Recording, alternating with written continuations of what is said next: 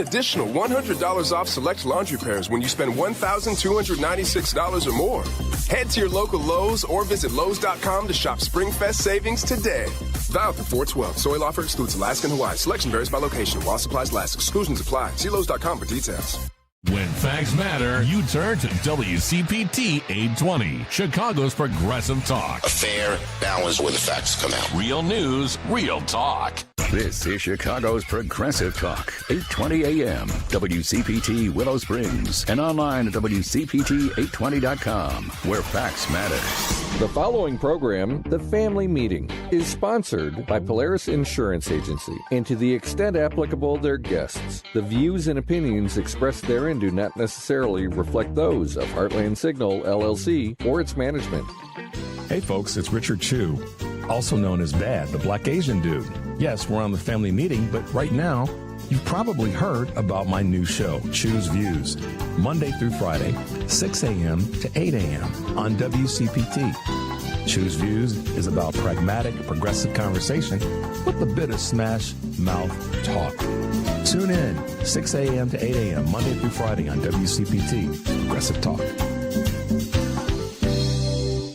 At Saga Martial Arts, we're dedicated to preserving the traditions of Shorin-ryu Karate. Our dojo is more than a place to learn martial arts. It's a place to build respect, self-discipline, and confidence. Whether you're a beginner or an experienced martial artist, young or old, we offer a supportive environment for you to grow. Join our community. Embrace the rich history of karate and discover your strength both inside and out. Saga Martial Arts, where tradition meets excellence.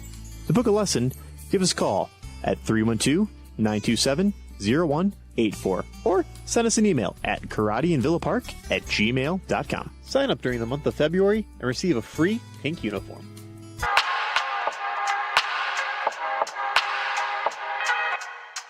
Hi, my name is Audra Wilson, and I'm the president and CEO of the Shriver Center on Poverty Law. You can visit us at www.povertylaw.org. Hey, cousins. Now it's time for the Family Meeting News. This is Michelle Peltier. It's Black History Month. I'll be sharing some short historic facts and stories as well as news on the family meeting. You know, I was going to do this whole big thing, the surprise thing. I was going to just read some news and then break from commercial, then come back and say, surprise, you're stuck with me today. But I'm not going to do all that. I'm just going to tell you, it's you and me, people. Yes, Mr. Grant, my brother from another mother, is not with us today. He and his amazing wife, Tiffany, are not here. I cannot tell you where they are or what they're doing. I wish I could, because it's so much fun. Anyway, they're not here. But the man will be back next week, just bright and shiny. So don't leave me. Stay with me and Devin these next 2 hours, because it's just us. So don't change the dial. Do people change dials? I ask that all the time.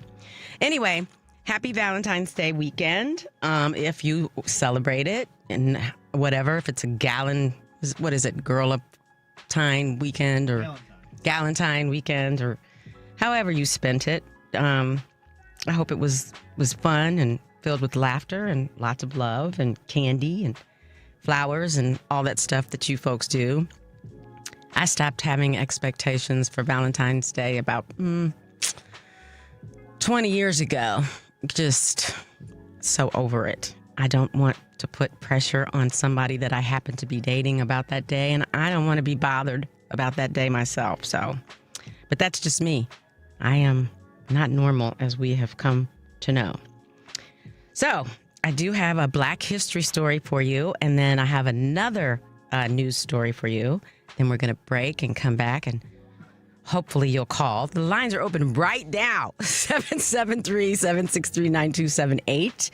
So get your call on. But I do have a topic or two today. They actually are intertwined. But so the first Black history story I want to talk to you about is they're both, since we're in a post Super Bowl time frame, right? Because Super Bowl's over.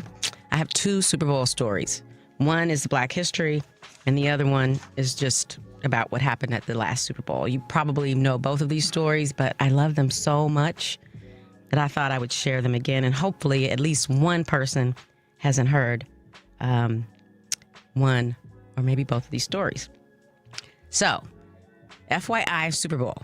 Did you know the Super Bowl performances that we see right now weren't always? Do you know this story, Devin? So, those of you who know who the Wayans family is, that comedic dynasty that was started with Keenan Ivory Wayans, had a show called In Living Color. It was a sketch show. It was very, very funny. If you have not seen it or haven't heard of it, it's mainly African-American ensemble sketch show. That was hilarious. Actually, that's where John Kerry got his start. Nobody knew who he was before he was on that show. Do you know this? The show existed. Okay. Did you know that John Kerry was on there? Jim Kerry. Yeah. So anyway, Keenan noticed that there was nothing going on Super Bowl halftime. At that time, this was 92. They had marching bands and C and D-list celebrities come. Nobody actually really watched it unless you were in the stadium. It wasn't a big deal. That was the time you ate, right? You just went and got your chicken wings and your nachos and all that stuff. Anyway, Keenan and his team were talking about they could probably steal the Super Bowl audience. So they decided to have a Sunday Super Bowl show, halftime show. That's how they marketed it. That's what they talked about. That's how they sold it to everybody. They were planning to, and they did have a stopwatch on the corner of your screen so that you could see how much time was left before you turned the channel. And that show garnered over 20 million people turned to watch that show. And then they turned back and watched the last half of the Super Bowl. So, of course, the NFL saw that and they were like, oh my gosh, we may have something here. So what they do, they stole the idea. And the next year, in 1993, the first big Super Bowl act was Michael Jackson. That's how it all started. So that's your Black History Month moment for the day. Black people started that Super Bowl like that. And when Michael Jackson did it, he garnered 133 million views. So that's where the Super Bowl comes from. Okay? So our other news story is fast forward to this year at the Super Bowl with Bad Bunny. Did you watch it? Yes, I did. What'd you think? Here's the thing. I've never really listened to Bad Bunny, but must say visually it was very... I liked how it was presented, but also Mike Mercado here, who is Hispanic, he went and told me, he's like, this is pretty much... Like, that whole halftime was basically his life story that he grew up, what he's seeing children now. From, like, the wedding, from the waking up the small child. He's like, I remember being a small child being woken up, and I remember my wedding having to wake up like a small child. He's like, he texted me, he's like, all this is the culture being shown. So when I heard that, I'm like, all right, I think it's even better. Oh my gosh. See, I didn't hear. That's wonderful. That's amazing. I love that so much. I thought it was beautiful. I thought it was visually appealing. I thought the performance was really good. I enjoyed it. But what I'm going to talk about is that wedding. So, if you didn't know, that was a real wedding. That couple actually got married. In that moment, they got married. If you don't know the story, let me tell you. So this couple, I have their names. Let me find it so I can tell them to you. Thomas Walter and Alicia Aparicio. They had been dating for a couple years. They decided to get married. They send out all of their invitations. They have 14 left over. So they decide they're going to send 13 of them to some businesses around the area. Then invitation number 14, they're going to send it to Bad Bunny. You know, they just sent it. He's their favorite artist. And they were actually going to do their first dance to one of his songs. I guess they must have put that in the invitation. So his people call them. And they say to this couple... So, you know, Bad Bunny, unfortunately, he can't come to the wedding.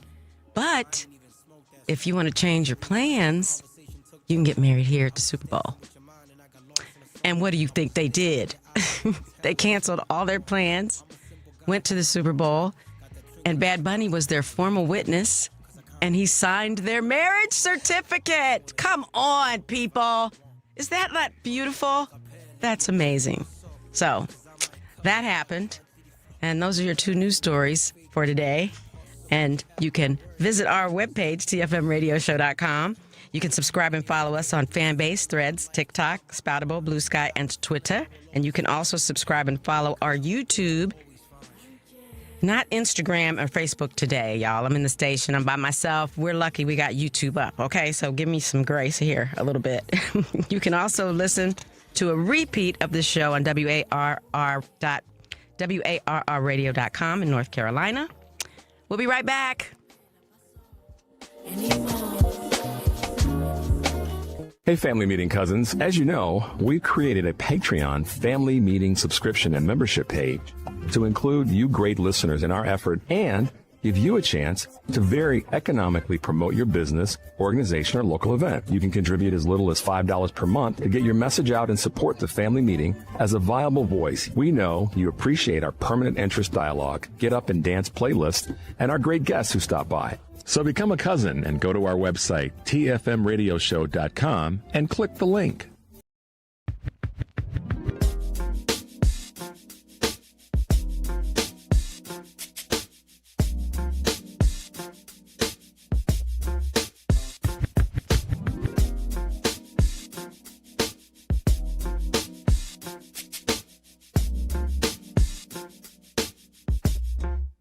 This is Jason Brown, General Counsel of Dyson and Howard University alum. I listen to the Family Meeting. This is Kamal Murray. Check us out at www.excesstennis.org. I listen to the Family Meeting. Welcome back. Welcome back. Thank you, my YouTube people. I appreciate you so much. I do. You know I do. Okay, give us a call, 773-763-9278.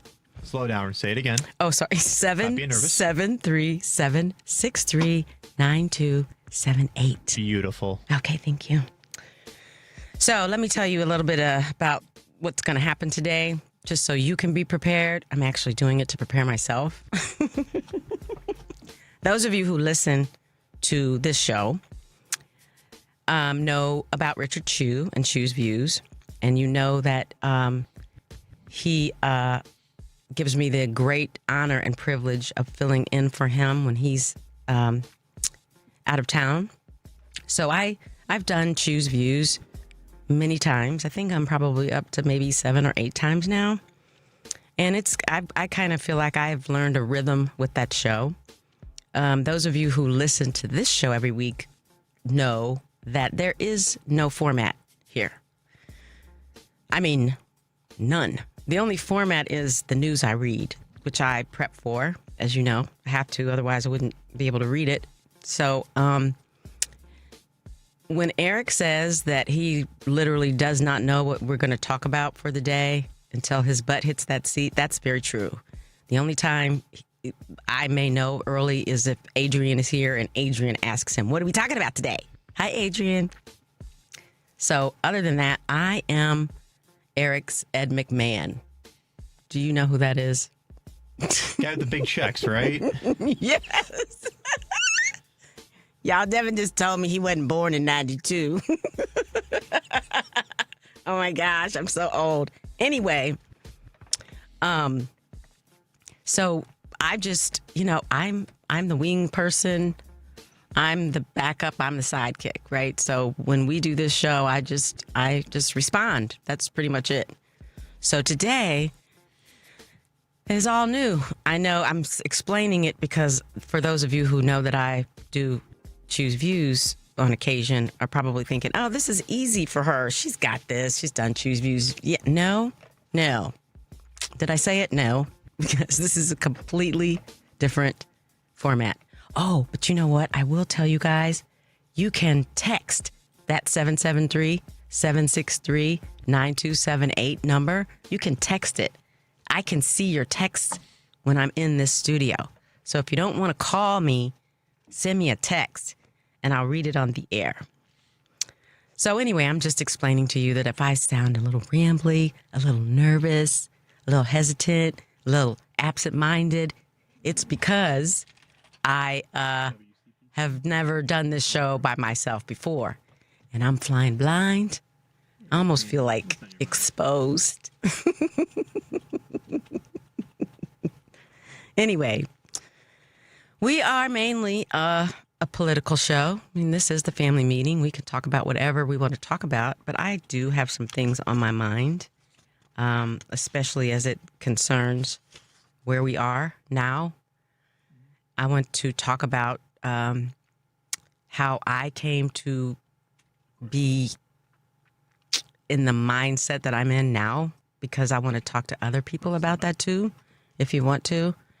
I was talking to Devin about it earlier, but I've had a journey as a woman who's been immersed in government and politics my entire adult life. I grew up in a politically aware family, meaning I was required to read the newspaper. We had 2 newspapers in Kansas City, and we'd talk about current events at the dinner table. It was mandatory for us to vote, so I came into the world kind of knowing, and it was expected of me to be aware of what was happening. And that awareness grew into me becoming my own activist, my own grassroots person. I eventually worked in that field, but you know what I'm saying. So I was totally immersed, and when it was between Kamala and DT, I was all over that. I was excited. I was thinking, oh, what a great day it's going to be. So happy, like all of us who hear my voice have felt, And then I woke up on November 6th and, woo, child, come on, honey. I was like, what is happening? And then we had the first 90 days of this new administration. And in that first 90 days, let me just read to you a couple of things that happened, just a few. Give me a minute. Economic disruption, the implementation of broad, high tariffs on global trading partners in China. Immigration and human rights. I don't need to go into that because we all know what that is. Targeting of institutions and rights. Policy reversals. What did he do? 150 executive orders or something in his first 90 days. After that 90 days, you guys, I was like, I'm out. I'm out. I'm not. It took 90 days? It took 90 days. For you to be out? It took 90 days because the first 30, I was like, okay, it's going to ease up a little bit. And then I did another 30 just to, solidify my thought process. And then the next 30, I was like, okay, I'm out. I'm not doing it. Checking out. Now, and I did not check out completely because I still need to know what's happening in the world. But I wasn't wallowing in it like I always did. I just couldn't. Because that 90 days, that roller coaster that I personally went on of being angry, incensed, sad, at tears sometimes, I was like, I'm not done I'm just done. I'm not doing it. I don't care about it because this is where we are. We're stuck here. We got to deal with it. And then the first No Kings protest march happened in June. And then I thought, well, all right, let me start paying a little bit more attention. Because, I didn't go protest because Black people, we didn't go. So I just observed. I started to see a little movement because unlike some people, I think those protests are really good. I think they give people hope. I think it gives people energy to move forward. So I started to pay more attention. Then, unfortunately, we had Minnesota. I shook it all off and said, okay, it's time. People are dying. But you know what else I really noticed? I noticed, and my friend Michelle in Kansas City used this terminology, and I thought it was great because I was trying to express that last Sunday, and I couldn't figure out the right word. But she said, I see a sea change.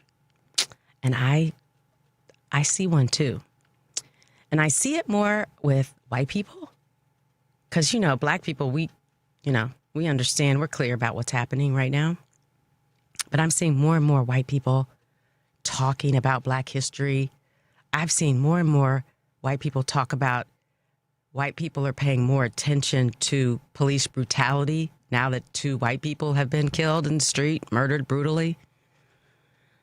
And I'm just seeing it in a way that I've never seen it before, Devin. So I'm encouraged. I feel horrible and heartbroken that 2 people had to die for this sea change to occur.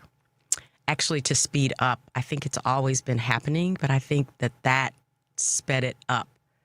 So before I continue, and before people decide to hang up the phones and not listen to me anymore, let's take a call. Let's see. Pam. Hi, Pam. Jill, how are you? And let me just say, I'm engaged because what you're saying is absolutely true, and many of the feelings I've felt. As a matter of fact, when the adjudicated sexual abuser won, and I've never stopped saying that, never from day one, because that's exactly what he is, and he's proving that more and more. But the election night, I was watching. Election day. So then, just like I said, just a deep feeling of just sadness, beyond sadness, just disgust. But my grandniece, she said, "Auntie, the bad man won, the bully won." And I said, "Yes, sweetheart, the bully won." And so she said, "Well, what do we do?" I said, "We do what I told you to do to bullies. We have to fight back in the way that we know how to fight back. And we have to talk to people." So I tried to give her some hope at that time and explain to her that we're going to fight back and it's going to get better. Yeah. Not necessarily believing it myself at the time, but saying that it was going to get better.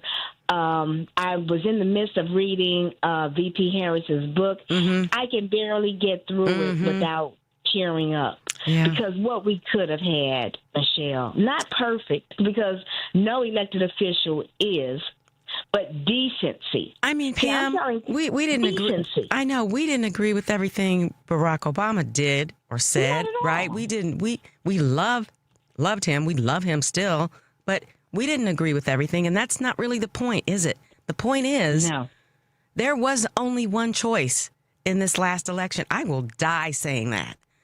She was the only choice, and we got stuck with this pooty face person. Following the bots. All the bots that weren't real, all the fake messaging, and just got all consumed in that, as opposed to keeping our eye on the prize, which really was freedom. She talked about freedom. We got the message, and I need to be clear with people about this. 80%, almost 80% Black men, 90% Black women. We got the message. Yep. So when I hear Democratic strategists and leaders, the messaging, it was this, it was that. Why did we get the message, Michelle? I don't, because we tell stories from generation to generation to generation, and we knew what it was going to look like if she didn't win. Exactly. And we tried to warn this country. And the other thing I'm just going to speak to is that this Epstein child rapist, this existed all along the way. And I told you that I read Nobody's Girl, which is the book by Virginia Giuffre. Oh, you did? And yes, I read the entire book, not skimmed through it, read through it. And what she says is actually confirming some of the events and some of the things in some of the emails that are coming out. I really hope people, and I know it can be triggering for some people, but if you're able to stomach it, you've got to look at some of these emails and you've got to look at these photos, because he was engaged with every level of society. And Virginia caught scientists. He sex trafficked her to Andrew. We know that at least 3 times. To MIT scientist. Minsky is the last name. Also to, she said, a prime minister violently beat her and raped her.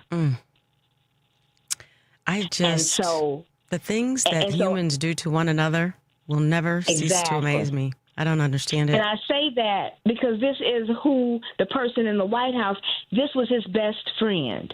And if we talk about Epstein pedophile island, Mar-a-Lago was a recruiting center. Yes, ma'am. Yes, for ma'am. all of that activity. Ghislaine Maxwell, Virginia Words, she also raped her. Oh, yeah. And so she maybe got off on not got off, but is convicted of sex trafficking. She said she was a willing participant abuser. Yeah. She was. And people need to understand that. So then then you have the sexual adjudicated abuser in the White House who then gives her a sweetheart deal with his DOJ and moves her to a minimum security facility. And then not only that, wishes her well, Michelle. Well, let me tell you something, Pam. All the women that are surrounding DT right now, they're her. They're Ghislaine Maxwell. They're all the same person. Yeah. Right? Yes. They stand and sit next to and smell pedophiles and horrible people, and they like living in that bubble for some reason. They're all evil. And so I'm asking, is that the country that we want, where the millionaires and billionaires get to rape our children? Although, there was a video circulating, and the response was, I enjoyed the torture video. Yeah. I saw that. Okay. And then lastly, what I'm going to say on this, there's also a photo with Andrew, his title has been removed, with Andrew kneeling over a young girl. Her body looks lifeless. Michelle, is anybody asking, was that girl dead? I've seen that picture, and they have her face blacked out, right? Yes. Well, there was murder over there. Thank you. They talked about snuff movies. Yep. I mean, they talked about the worst of the worst, and then Virginia said that he is sadistic. Oh, for sure. She said he is a sadistic person. So I'm saying, so at this point, I know we have to deal with this, but we've got to get them out. And the victims want accountability. I call them victims because they had a crime committed against them, and they're survivors. They're survivors, too. Because they're getting through it and fighting back. They want justice. I want justice too. We cannot let this millionaire, billionaire ring.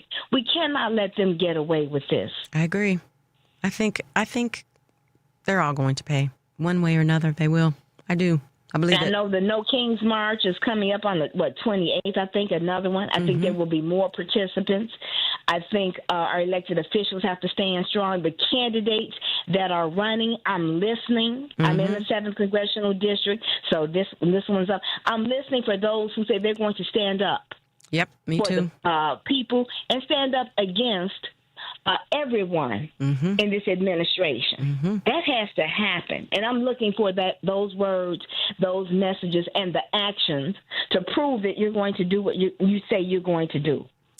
I'm with you, Pam. Thank you, Pam. I love you, girl. Thank you, Michelle. Love you, too. I appreciate you. And let's just, we got to stand firm. Let's fight back, and let's reclaim this country. We're going to do it. Come hell or high water. Thank you, Pam. Have a good week, okay?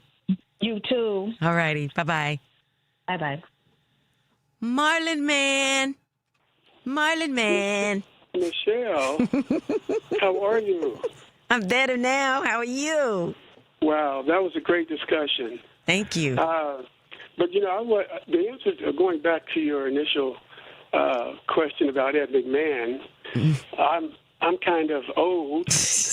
I'm not ashamed to admit that now, but the answer to that was he was a sidekick for Johnny Carson. Right.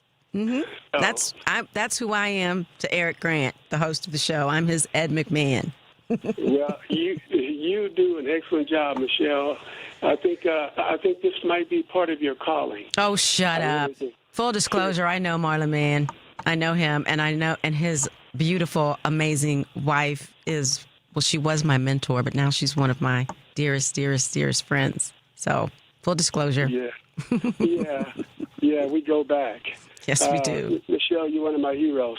But I want to digress a little bit back to the conversation about police brutality. After the George Floyd incident happened, I wrote an article in the Star. I don't think I ever shared that with you. You did not. You need to email it to me or something. Go ahead. I will do that. because in that, what I talked about, getting right to the gist of the matter is, first of all, I worked in that industry, so I understand what it's like to work during times of turmoil. Where I was there during Rodney King, I was there during a lot of those uprisings throughout the country. As a police officer, I don't think you said that. I said exactly. Yeah. Mm-hmm. And even working in the mayor's office, same thing. We went to some of those rallies and some of those protests. But what I wrote in that article is this country, in terms of hiring the best that we can find for the police departments, hiring the best candidates, there has to be a better system of screening because, obviously there's a lie detector test that's given, and we know that that's not admissible in court. However, the lie detector test will give you some indication of the candidate that you have before you. And so one of the questions I've always said that should be asked is, are you able to work with any and all races and see what that candidate's reaction will be? Now, I've been retired since 2017, so maybe they asked that question, but I doubt it. If I'm wrong, that's good if I'm wrong. But that's one of the few ways that you can kind of get some indication of what that candidate might be like, because I don't remember being asked that particular question. And also getting back to the guy who assassinated George Floyd, I wrote in the article that this person, in a perfect world, should never have been hired.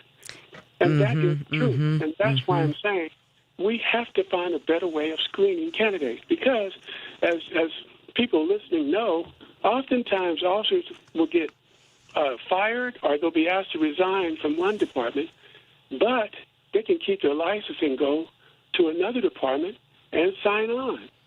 And even though that particular officer has done all of these bad things and really bad things to their community, citizens, violating rights, whatever the case might be, they get rehired somewhere else.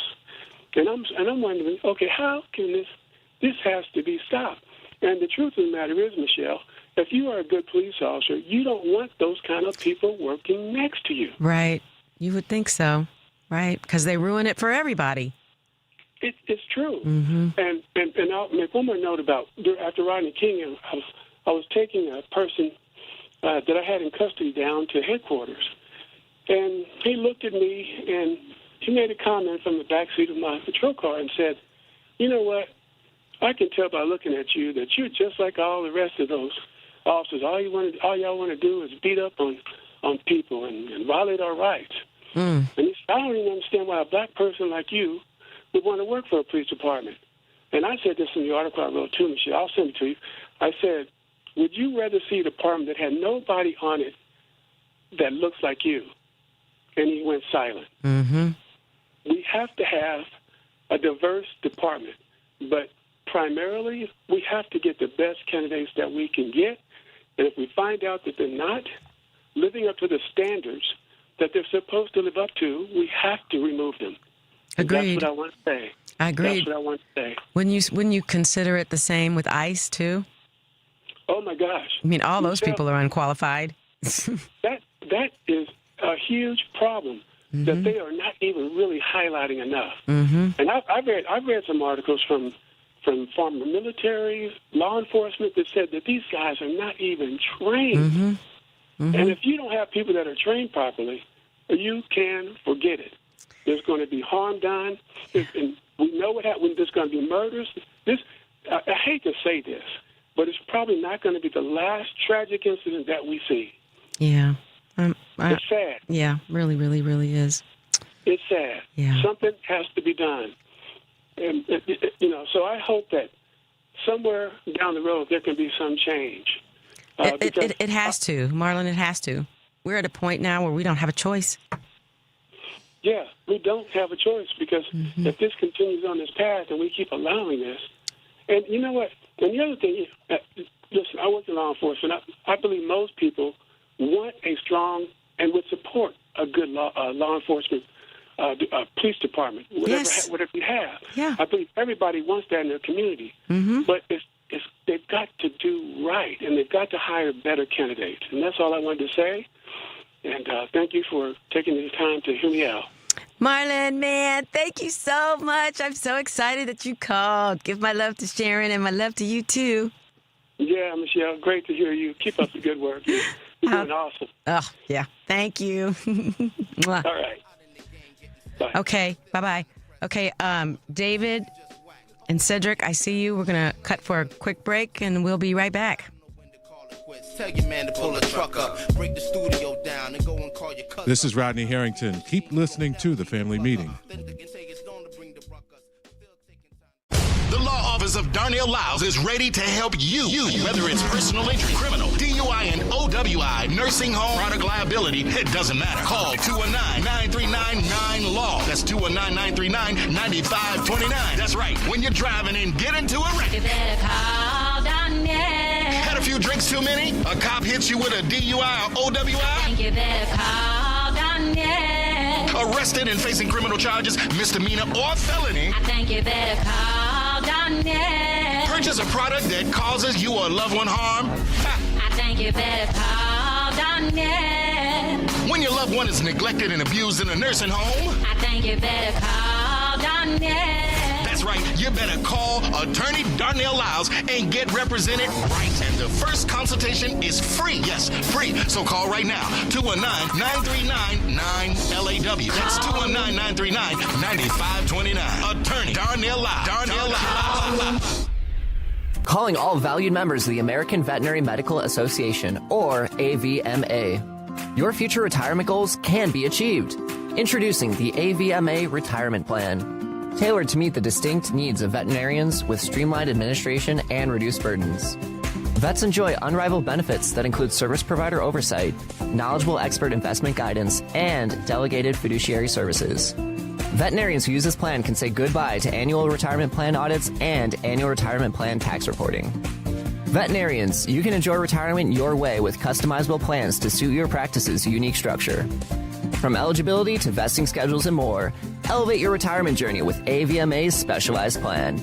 Learn more by sending an email to polaris@polarisadvice.com. Secure your veterinary legacy starting today. Email us at polaris@polarisadvice.com.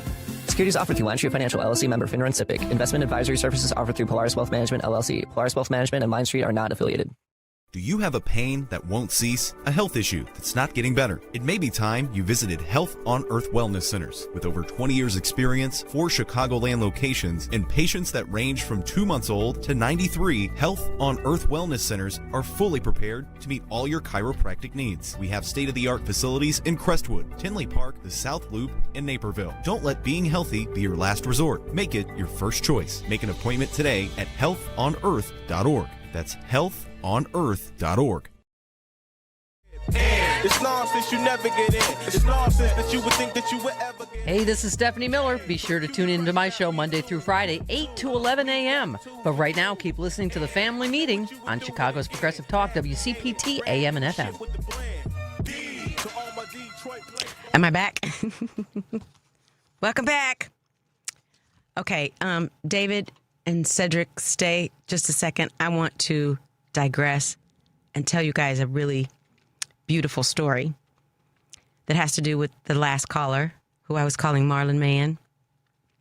I hope they don't mind me sharing the story, but I'm sharing it. I'm leaving some details out, you two. So Sharon Turner Bowie, as I mentioned, was my mentor. I worked for the Black Chamber of Commerce at the time, and she was just the everything woman. She worked for AT&T at the time. I think it was AT&T. Was it AT&T, Sharon? It was a Baby Bell, so maybe not. But anyway, so she became a really good friend of mine. I was working for the state treasurer of Missouri, and I had to staff him because I was the director of the western side of the state, and I would have to staff him when he would come to the city. That's how I met Marlon. As Marlon mentioned, he was a police officer, but he was actually the head of the police division that staffed the mayor at the time. we started with, I think Marlon started with Emmanuel Cleaver, who you know as, is he a congressman or a senator? I think he's a congressman in Missouri. Anyway, he was our mayor. He was our first black mayor in Missouri. And so that's how Marlon and I met. We met because we would travel in those same circles, and he and I became friends. And I don't know, after some time, he asked me about Sharon. He asked me about her, like, how is she? What's she like? Do you think she'd go out with me? Something like that. I was immediately excited because Sharon was single at the time, and they both were. And I was like, come on. And let me just tell you guys this. I know you don't care about it, but I'm sharing the story anyway. These are two of the most beautiful people ever. Two beautiful black people. Sharon's a little older. Marlon's my age. And yeah, so they say that but for me, they wouldn't be married. They've been married 25 years, I think she told me. So it's the greatest love story ever. They are happier today than they were 25 years ago. So I think it's a perfect Valentine's weekend story. They've come up to visit me.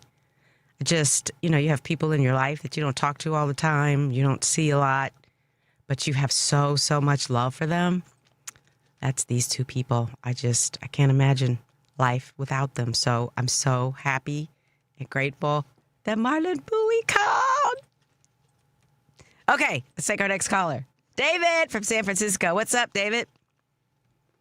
Well, it's a nice Valentine's story. Yeah. Wasn't that sweet? And, sure. I just to tag along on what Marlon was saying about the law enforcement is supposed to work for us. There's been a lot of discussion about whether police are structured as slave catchers or whether or not they're actually serving the people. Mm-hmm.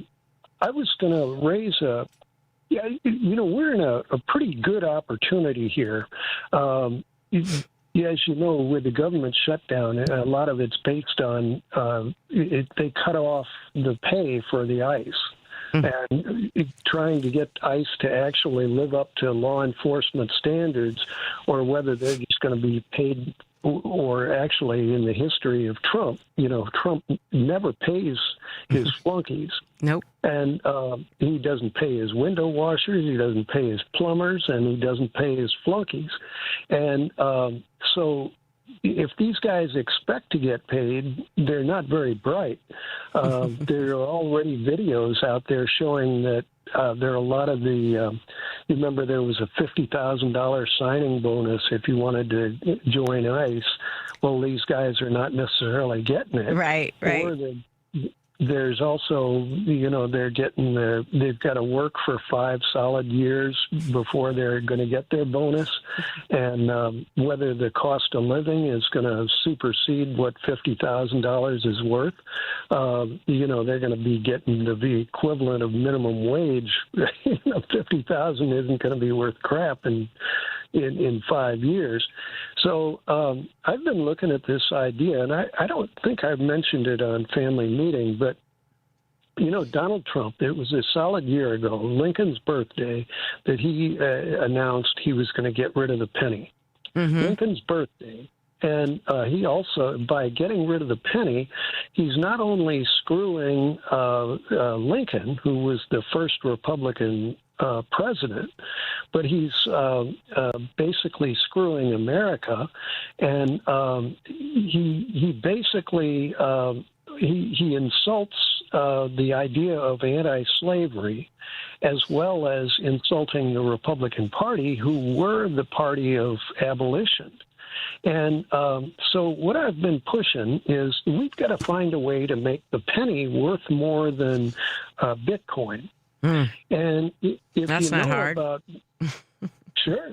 Well, and if you know about Elon Musk, right now he's got a data center that's down near Memphis, and he is violating EPA standards. He's got a power plant. If you're familiar with Bitcoin, it requires a huge amount of electricity in order to create a Bitcoin. it's based on wasting electricity, and that your Bitcoin is going to be worth tens of thousands or hundreds of thousands of dollars if you just waste enough electricity. And so Elon's got this data center, and it's obviously also going to be used for, creating Bitcoin.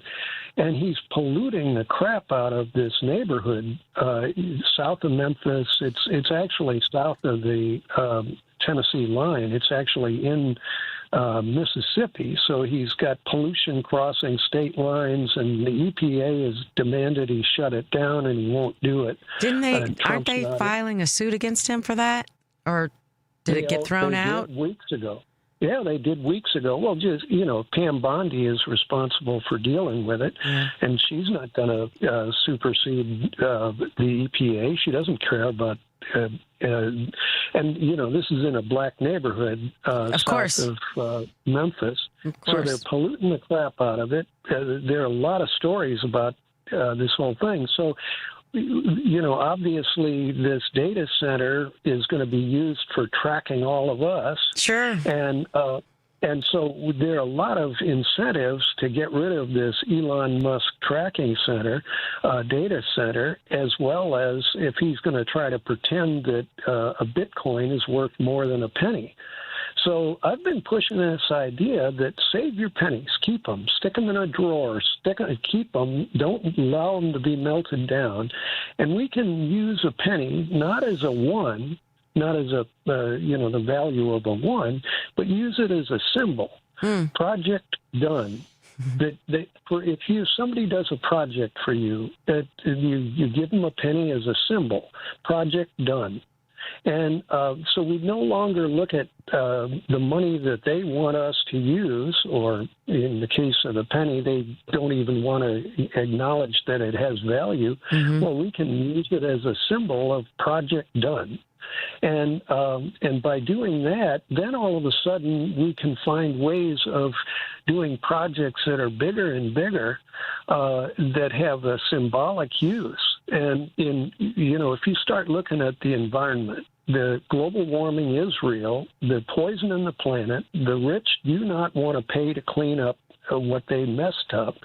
But if we go out there and use pennies as an environmentalist, go out there and plant trees, go out there and prevent erosion by putting in little berms, do all sorts of different things to enhance the endangered species. Project done. Do all sorts of enhancements of the environment. We could be stewards of the earth. You could do it in a religious sense. You could do it in a structural sense.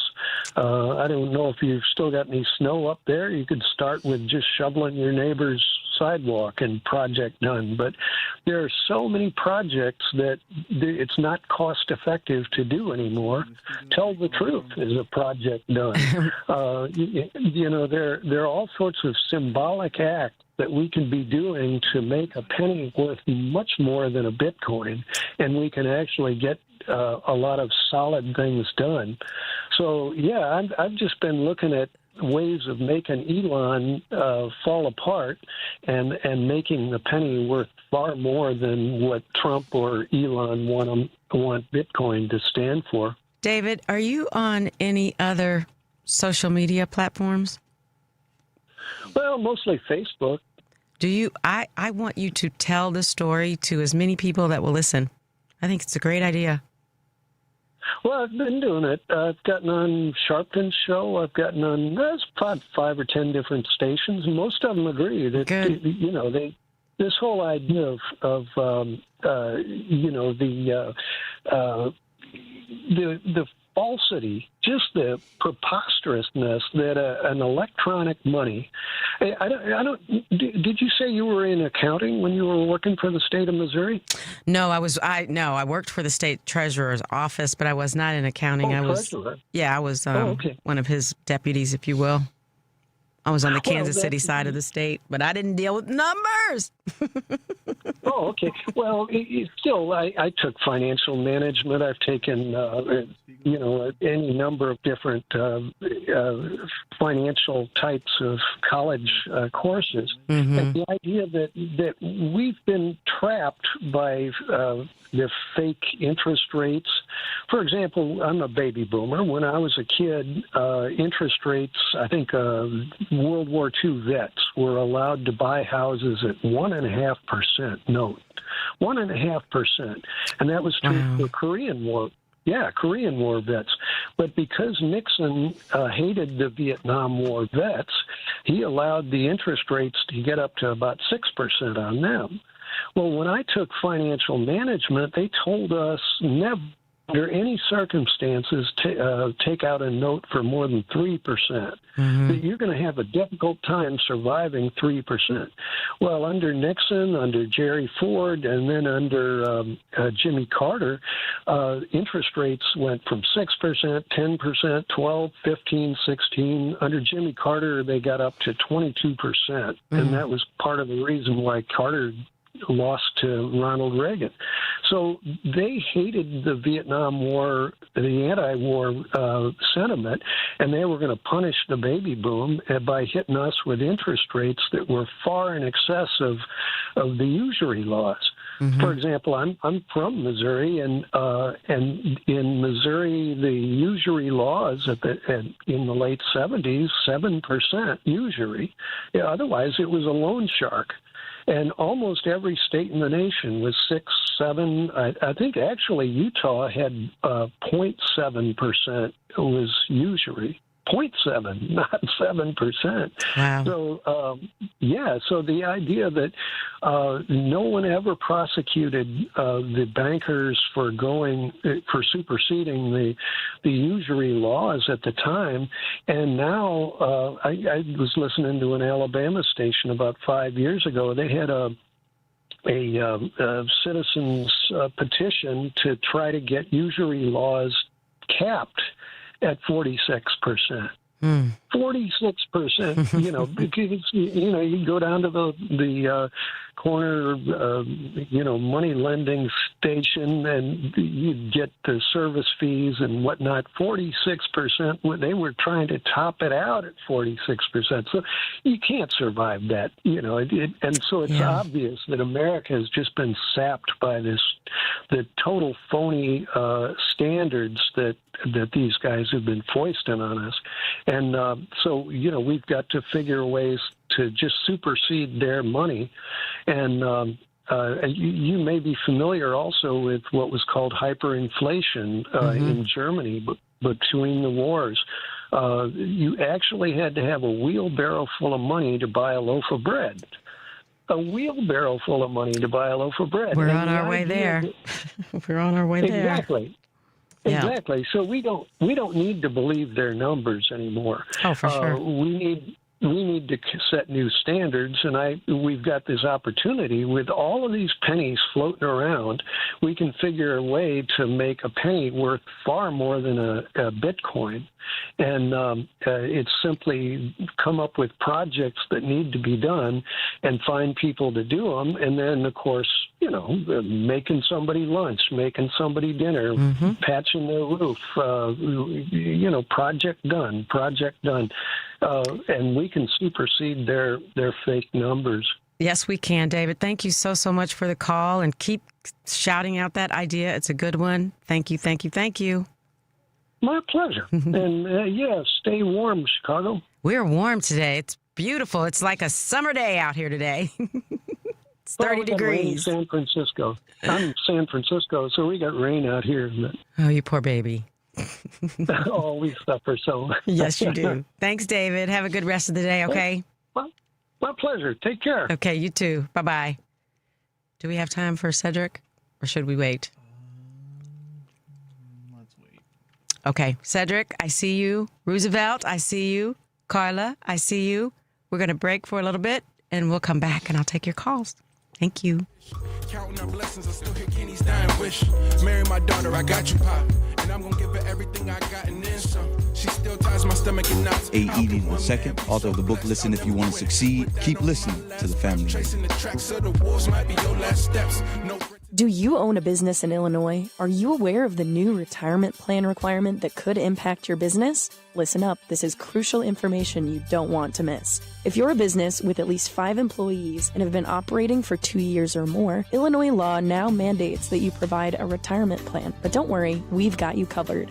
Polaris Wealth Management can be your professional partner in navigating this new landscape. We specialize in helping businesses just like yours establish affordable retirement plans that meet your needs and keep you compliant. You may avoid penalties as high as $500 per employee by acting now. Our team of seasoned professionals will guide you through the process step by step, making it easy for you to set up a 401k, a simple IRA, or another qualified retirement plan. Visit our website at polarisadvice.com for more information or shoot us an email at polarisadvice.com. We're here to help you provide your employees with the retirement benefits they deserve while safeguarding your business from potential fines. Don't let these changes catch you off guard. Contact Polaris Wealth Management today, and let's work together to build a better retirement future for your employees and your business. Visit polarisadvice.com or email us at polaris@polarisadvice.com. Securities offered through Lion Street Financial, LLC, member FINRA and SIPC. Investment advisory services offered through Polaris Wealth Management, LLC. Polaris Wealth Management and Lion Street are not affiliated. If you owe money to the IRS, they're turning on the heat this year. They're garnishing paychecks and seizing assets. Don't let tax debt destroy your life.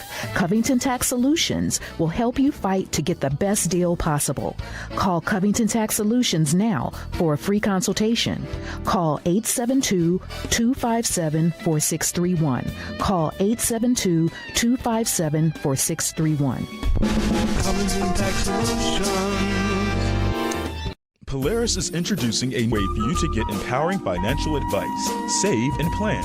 If you are like a lot of people, you'd like to work with a financial planner, but don't know if you earn or have enough to invest. Save and Plan will allow us to work with nearly anyone from young professionals to retirees looking to travel the world. Save and Plan is simple. Just sign up to save on a systematic monthly basis directly from your account and gain access to a planner and our planning services. Once you sign up, Polaris gives you a customized financial plan, a real person to speak with, and information to help you make good financial decisions. Your dedicated planner is just an email or phone call away. Save and Plan offers empowering advice for everyone. Visit us at polarisadvice.com. Call us today at 312-951-2606 or email us at polarisadvice.com. That's 312-951-2606 or email us at polarisadvice.com. Save and Plan, empowering advice for everyone. Securities, insurance, and advisory services offered through FSC Securities Corporation. Member FINRA, SIPC. Insurance services offered through Polaris Insurance Agency, Inc., which is not affiliated with FSC Securities Corporation. Yo, man, you ready to drop this, man? Yay. We'll kick it from one time. Drop it. This is Miss Lady B, La Boricua. Now it's time for the Family Meeting News. Welcome back. I'm Michelle Peltier, and here's more of what we're following on the Family Meeting. Today in Black History, the first Black Power Conference, well, not today, the first Black Power Conference occurred in Newark, New Jersey from July 20th to July 23rd, 1967. More than 1,000 delegates representing 286 organizations and institutions from 126 cities and 26 states gathered in Newark just days after the 1967 Newark riot, the worst civil disorder in New Jersey history. An Episcopal church property in downtown Newark hosted the conference, which adopted the theme, the unity of Black people for the greater good of all. The Trump administration says it's revoking more federal grant dollars in Illinois, this time for electric vehicle charging stations. On the chopping block in Illinois is a $100 million grant to the Illinois Environmental Protection Agency for electric vehicle charging stations and a $3.6 million grant to the Secretary of State's office, the White House Office of Management and Budget said.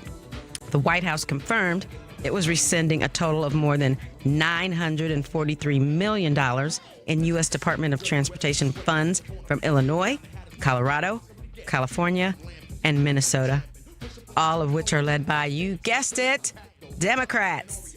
Ugh. Chicago business owners who sell intoxicating hemp products will live to fight another day, as Mayor Brandon Johnson vetoed a ban on their products Friday in a rare use of mayoral power. Johnson waited until his deadline day to veto the ban, passed 32-16 by the city council last month. The Knicks ban made significant exemptions for hemp-derived THC drinks. Johnson's veto is the second of his term, following his veto last year of a policy that would have given the police department power to enforce snap curfews. That was the first mayoral veto since 2006.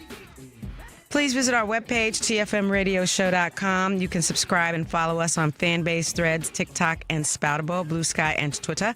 Also subscribe and follow our YouTube, Instagram, and Facebook channels to view us live when we are on the air. You can also listen to a repeat of this show every Tuesday on WARRradio.com, where North Carolina comes to listen. Y'all, we'll be right back.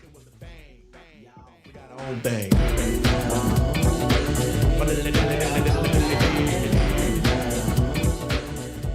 This is Chicago's Progressive Talk, 820 AM, WCPT Willow Springs, and online at WCPT820.com, where facts matter. Hey, Family Meeting cousins. As you know, we've created a Patreon Family Meeting subscription and membership page to include you great listeners in our effort and give you a chance to very economically promote your business, organization, or local event. You can contribute as little as $5 per month to get your message out and support the Family Meeting as a viable voice. We know you appreciate our permanent interest dialogue, get up and dance playlist, and our great guests who stop by. So become a cousin and go to our website, tfmradioshow.com, and click the link.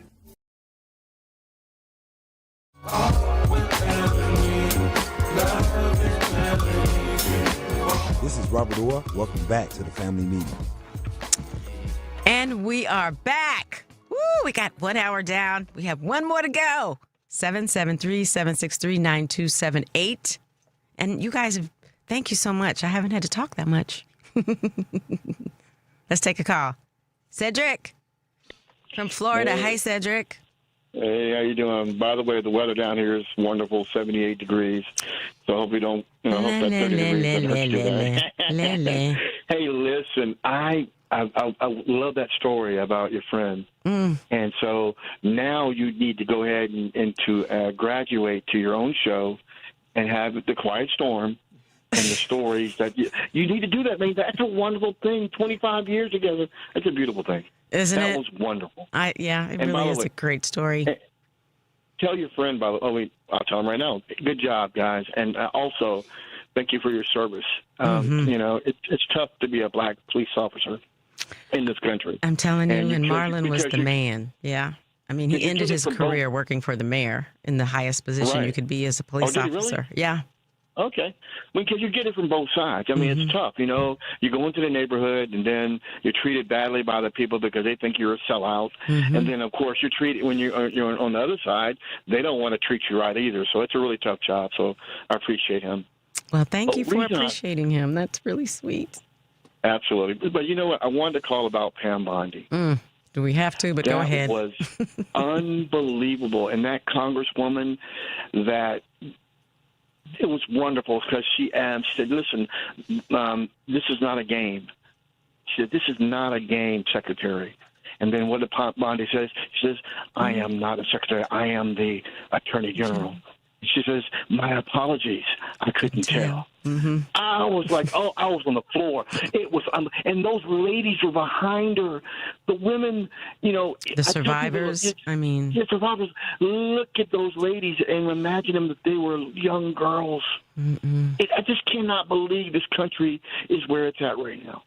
It is unbelievable. It's such a sad state of affairs, isn't it, Cedric? I mean, to me, it's getting a little better, but it's all so bad. And for women to not stand up for other women is something that I just can't wrap my brain around.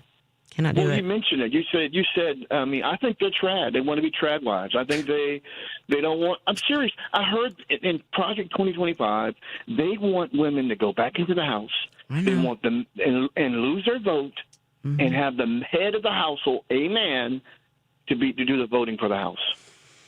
And it just seems like it's a thing that's going to happen because there's no pushback. Not from the while I'm media. breathing. Well, Cedric, did you hear this one? The Heritage Foundation, the guys that helped write Project 2025, they're trying to propose a $1,700 tax on everyone over the age of 30 who is unmarried and doesn't have children. They clearly as heck, want women back in the household. This is how desperate they are. They're going to tax you if you're not They're married. not desperate. Golly. I tell people all the time, and I'm being just brief with pay this. it. Think about it. If you want white women to have more babies, you need to pay people more money to have those babies. There's no way No, in the you need world- to stop treating them like crap. Bingo. Well, that too, but if you want to increase, the babies, and you got to be able to give them something that's going to help them. How about healthcare? How about pre-care? How about being able to take care of the kids when they're child care in the workplace? They should be able to do something like that to help people if you want that to increase. But they don't. They want you to pay. They want to pay you nothing and make that woman have the baby. It's unbelievable. Well, it stands true to their theme, right? They want to have ultimate power. So they don't want women in the workplace. They want them barefoot and pregnant. That was real at one point in our history, right? Exactly. So they want to go back to that. They don't care if the women liked it or not. They don't care. That's right. That's right. And the last thing is Rosie Perez. Oh, what happened to our Rosie? Lord, I don't know if you guys. She gets on there and they're What interviewing happened? her. Wasn't she says- stumping for Kamala? Right, but this is what she said. I know what she said, but go ahead. Tell everybody. I tell everybody. She says, "I don't understand. I can't understand. I didn't get her. I didn't get her. I didn't get her passion." She said I'm like, something what was. are you She said something was missing. I just didn't. I couldn't figure out what it was, but something was Well, missing. Are you a moron? You got your start from black people. The only reason why you're there is because of a Spike Lee, because of In Living Color, because of Soul Train. That's the only reason why you're there, and you don't see that black woman and what she did, the prosecutor part of her, going through every branch of the government, and you don't see her? You don't feel her? I was upset. Yeah, you and me both, especially because she was on the trail. She was a Kamala supporter, so I don't know what happened. I had read or saw where somebody said Kamala mentioned Beyonce and somebody else and didn't mention her. Cardi B, and didn't mention her, and that she's a little salty about that. She's in her fifis. She's in her fifis. I mean, this is so ridiculous. You know what? We shouldn't be thinking about any artist or any entertainer anyway. They're not going to make. They need to shut up and sing. No, I'm kidding. Exactly. There you go. Listen, I think that you're doing a wonderful job. This could be your audition. This could be your audition tape. You go ahead and get your own show, and I definitely will absolutely watch and listen to you. Thank you. I'll pay you for it. Thank you. Absolutely. You guys have a good evening, okay? You too. Good You too, talking to you. Cedric. Bye-bye now. Bye-bye. Okay, my Roosevelt. Hello. Michelle, yes. how are you doing, my dear? I'm good. How are you? Fantastic. Trying to get over a cold, but I'm finally getting out of it. Good. First of all, I want to say something. In honor of Black History Month, I don't know how much you know about what I'm going to say. I went ahead and sent you some information. It just so happens that on February 14th is the day that the first black president of Mexico died. His name was Vicente Guerrero. The word guerrero in Spanish means warrior. Okay. Spell that for me, Roosevelt. His last name, yes. Guerrero. I'm sorry. Guerrero. Okay. Guerrero. Mm-hmm. Okay. His name was Vicente Guerrero, second president of Mexico. Was elected in 1829, abolished slavery in 1829. Almost 200 years before, less than that. Anyway, before the United States. It so happens I was raised in the 60s and 70s. Big fan of Jimi Hendrix. Look at you. Okay, so there is a song by Jimi Hendrix in the late 60s. The name of the song is "Hey Joe." Now I'm going to read you almost the last third of the paragraph. Okay. Of "Hey Joe." He says, "Well, dig." I'm not going to make an attempt to sing. So he says, "Well, dig. I'm going way down south, way down to Mexico way." Then he says, "All right. I'm going way down south, way down where I can be free." So it's been known, but because of the way they've been, erasing our history, meaning minorities in this country, not too many people know about that. That we as Mexicans, matter of fact, last Friday, the station I call in, political station, dedicated all 3 hours to Vicente Guerrero. Oh, wow. He is considered one of the big heroes of Mexico. And if you remember correctly, the baseball league, black baseball players, way before they were integrated in the United States, they used to go down to Mexico and play in Mexico. So there's another nugget of history on Black History Month. Thank you so much. And by the way, the state where the city of Acapulco is, the whole state is named Guerrero. Oh, wow. Just happens to be one of our states. Wow. So there's something, a little bit of intertwining of our histories, meaning Mexico, African Americans, and something that is not known, even to this day in this country. Rarely has anybody brings that up. So February 14th is to us Mexicans as Vicente Guerrero Day was a day that he died, and like I said before, the Mexican history has long been a history of bloodshed, a lot of political uproar, and to the day that now we're way ahead of the United States by having the first woman president in history of Mexico. That's right. You do, don't you? I will never have one. Oh, no, I think we will. Not in my lifetime. I think Kamala Harris is going to run again, and I think she's going to win. I hope she doesn't. Yeah. I hope she doesn't. I don't want to risk it. Well, Roosevelt, thank you so much. Thank you very much. You have a good and rest of your day, okay? Thank you. Have a good day, my dear. You too. 773-763-9278. The lines are open. And now let us talk to Carla. How you doing, Michelle? Carla!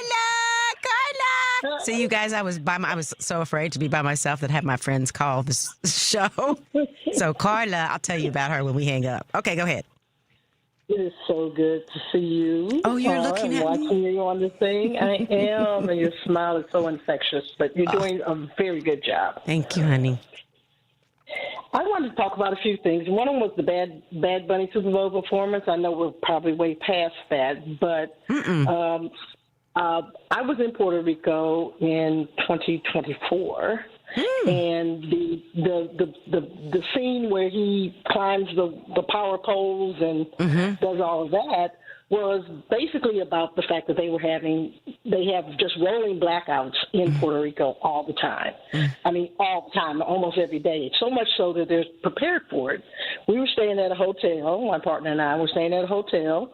We were eating dinner down at the hotel restaurant, and they had a power outage. And during dinner? During dinner.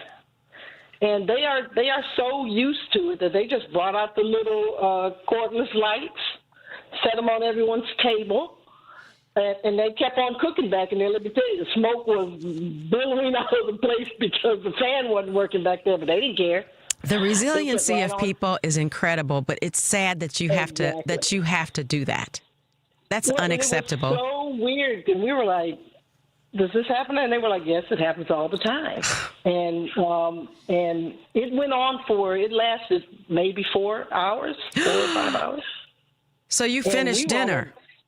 Yeah, we finished dinner. But we hadn't started yet. We had just actually put in our order. And we were on the 9th floor. So we had to walk back up to the 9th floor.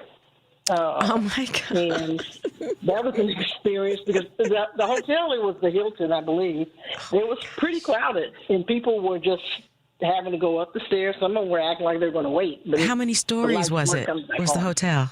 Well, we were on the 9th floor. That's what I heard you say. I think it may have been 10 or 11, 10 stories or more. Ooh, I don't. Girl, we were on the 9th floor. Mm-mm. But yeah, so that was really when he did that in his performance. I was like, I know what that is. I know exactly what that is. And I'm taking Spanish. Not taking Spanish, Duolingo Spanish. I'm learning it. Aren't you fluent really yet? Absolutely not. But I can read some of it, and so I was able to read during the presentation or during the performance some of the stuff that was going on. Okay. And now that was rewarding. But I thought his performance was absolutely visually stunning. It wasn't it though. So, yeah, it was beautiful. I agree. It was beautiful, and the way that he went through the history of his country and the culture of the country was just amazing. And he did all of that in 20 minutes. So it took those people in the trees had to get out there in like 8 minutes or something. The people who were in the shrubs. It was amazing. I mean, the amount of stuff that they had on the stages and in the areas was really the best performance I've seen at the Super Bowl. It was beautiful. With that much material. It was really good. It was beautiful. I was going to talk about something. The $1,700 for childless women. What?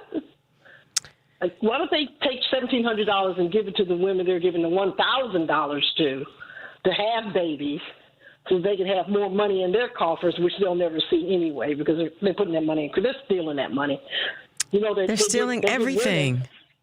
They give women $1,000 to have birth. I mean, if they have a birth in the United States now, they've been doing that since they started in this administration this term, and that money, there's no accounting for it. So they're taking this $1,000 and putting it somewhere in somebody's pocket, and it's just like they're just robbing us blind. Mm-hmm. They're going scorched earth. Seriously. Scorched earth, burnt earth. They're going to take all of our money. They're going to take real money, act like they put it in crypto, and then crypto's going to blow up, and where's that money going to be? Somewhere off in Saudi Arabia or some of these places where they're hiding this money. Yep.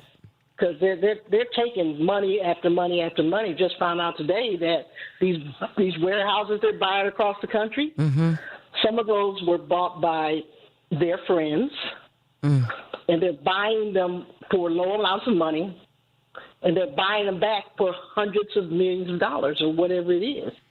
And so that money also another scam. Everything is just a grift with them. Every single last thing. What were you going to say, Devin? Everything. I was just gonna say, if they're giving, mothers $1,000 after having a baby, that sounds like a handout. That sounds like socialism, Donnie.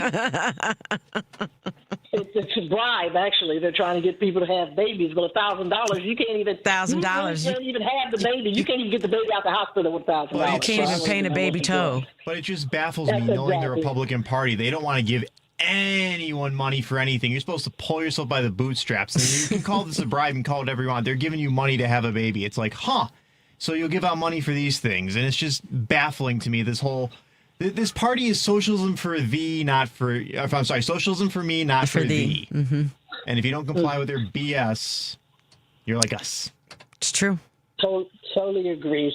And then the other thing, maybe the last thing, the Bondi testimony, it was just performative and distracted. She was performing for him.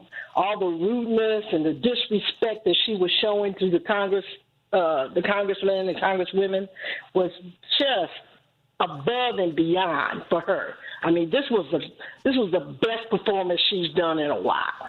She came ready to play, but here's the thing. This is what I'm curious about, Carla, is where does shame go? Where does shame go to live?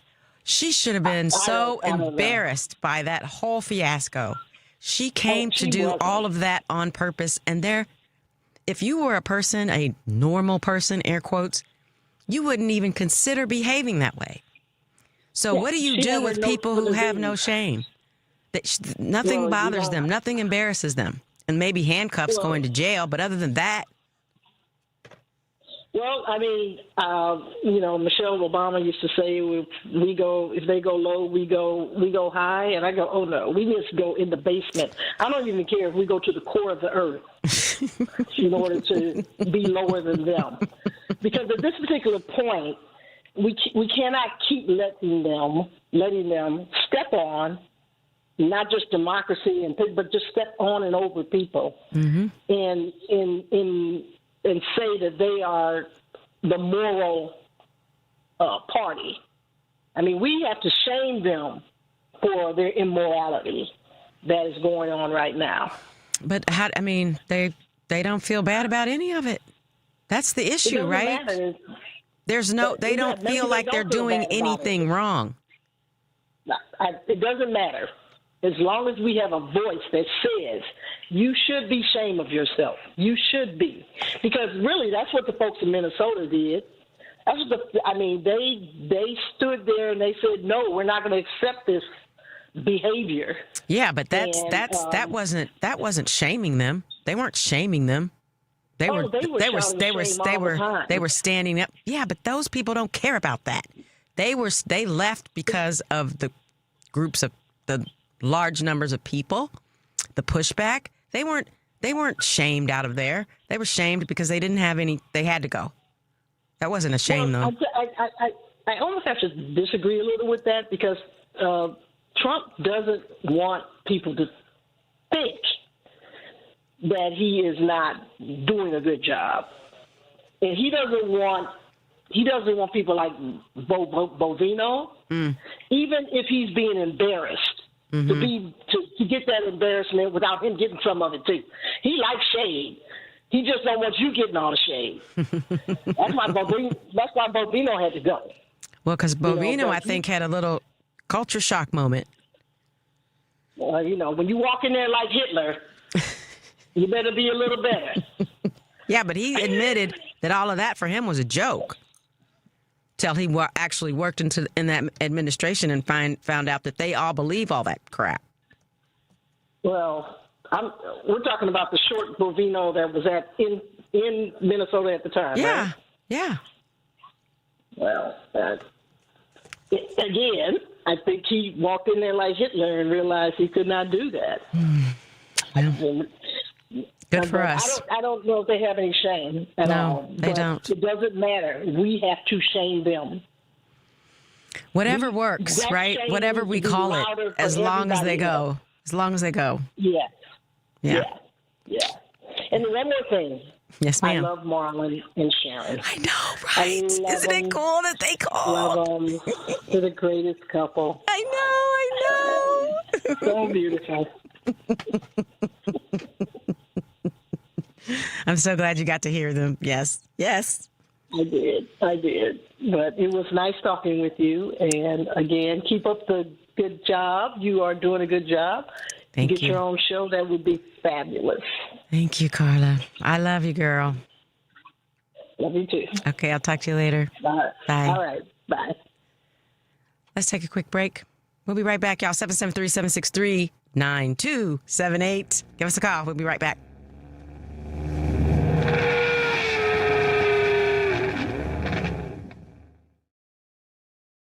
Hi, I'm Chris Boulware, founder of itsashort.com. Keep listening to the Family Meeting. Do you own a business in Illinois? Are you aware of the new retirement plan requirement that could impact your business? Listen up, this is crucial information you don't want to miss. If you're a business with at least 5 employees and have been operating for 2 years or more, Illinois law now mandates that you provide a retirement plan. But don't worry, we've got you covered.